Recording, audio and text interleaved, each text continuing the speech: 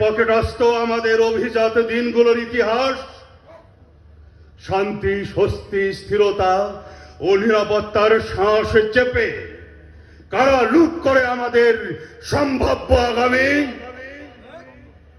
তবে কি পরাজিত আমাদের বিপ্লব? তবে কি খুন হলো আমাদের অভ্যুত্থান? না, আমাদের বিপ্লব পরাজিত নয়, আমাদের অভ্যুত্থান খুন হবার নয়।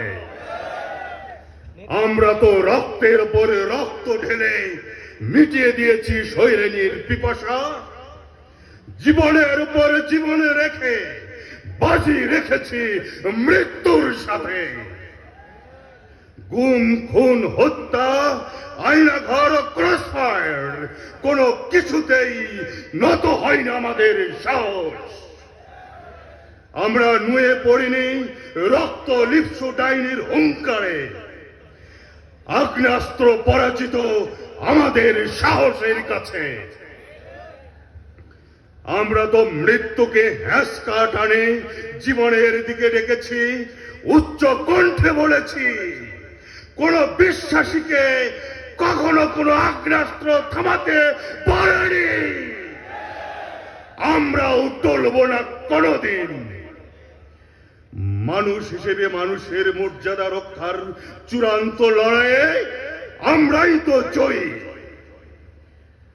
আমাদের সমস্ত লড়াই, সংগ্রাম, প্রতিবাদ, প্রতিরোধ কেবলই ন্যায় প্রতিষ্ঠা এবং মানুষের উপর মানুষের প্রভুত্বের বিরুদ্ধে। নাগরিক অধিকার এবং মর্যাদা সমুন্নত হোক, এটি আমাদের দৃঢ় প্রত্যয়। সাহসের সম্ভারে আমাদের বিপ্লব এখন বিস্ময়। আমাদের জনপদ এবং রাজপথ এখন বিস্ময়, আমাদের জনপদ এবং রাজপথ এখন বিপ্লব। আমাদের প্রতিটি তারুণ্যের চোখ এখন বিপ্লব, প্রতিটি চোখের রাজত্ব এখন বিপ্লব। বিপ্লব এখন সমগ্র বাংলাদেশ। আমরা চিনে গেছি আমাদের সত্যের চাবুক, অসত্যের উদ্গমে উদ্যত করিয়েকে।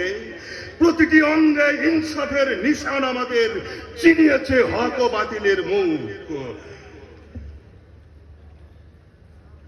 ন্যায়ের প্রতিটি পদক্ষেপ আমাদের দেখিয়েছে হালাল হারামের ভেদ।